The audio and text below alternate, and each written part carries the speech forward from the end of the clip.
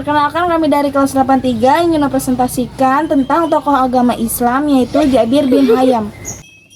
Abu Musa Jabir bin Hayyan lahir di Tus, sebuah kota di Persia, kini wilayah Iran.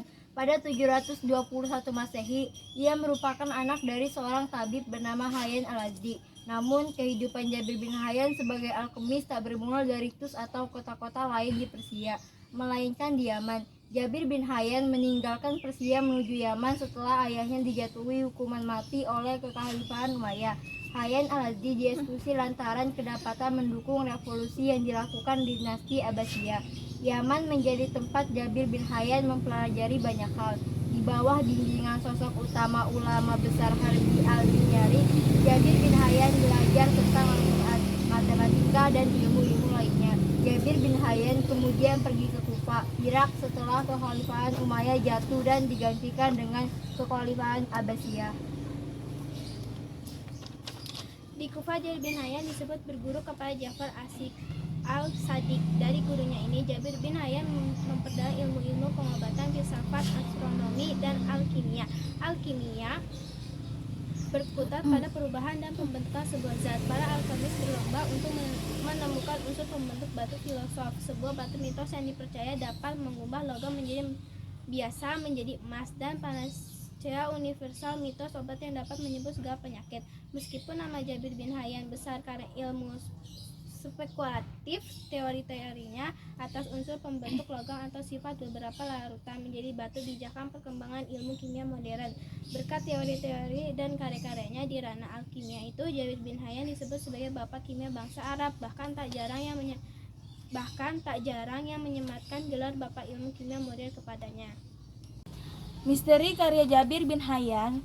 Jabir bin Hayyan merupakan nama yang besar pada masanya. Namun sepak terjang sang alkemis tanah Arab diselimuti mitos dan misteri.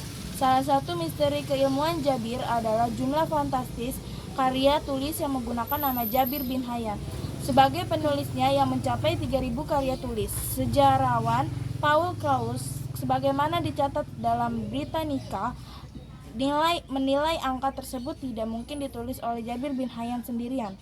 Dasar argumen Kraus adalah bahwa 3.000 karya tulis tersebut memiliki banyak perbedaan dalam hal gaya maupun tema tulis, serta kebanyakan karya tulis tersebut dibuat pada abad ke-9 dan ke-10 Masehi, atau jauh setelah Jabir bin Hayyan wafat. Oleh karena itu, ribuan karya tulis tersebut kemudian dikenal sebagai korpus Jabiran, kumpulan karya tulis para Jabiran alias para pengikut atau penggemar Jabir bin Hayyan. Misteri lain dari Jabir bin Hayyan adalah bukunya, yakni Al-Ahjar, buku tentang bebatuan. Kitab Al-Ahjar ditulis Jabir bin Hayyan menggunakan bahasa kode rahasia yang kemungkinan hanya dapat kita dipahami oleh orang satu perguruannya saja. Kendati demikian, banyak pula karya tulis yang dapat dipastikan ditulis oleh Jabir bin Hayyan. Di antaranya adalah At-Tajmi tentang konsentrasi, Az-Zibak Asy-Syarqi, Air Raksa Timur, Ar-Rahmah Al-Kimia, buku tentang kimia, dan Al-Sabean, The Book of the 70. Al-Sabean, The Book of the 70 bahkan mendapatkan pengaruh begitu luas di kalangan Eropa setelah diterjemahkan ke bahasa Latin pada abad ke-12 Masehi. Masuknya buku ini di Eropa disebut-sebut telah mempengaruhi perkembangan kimia modern.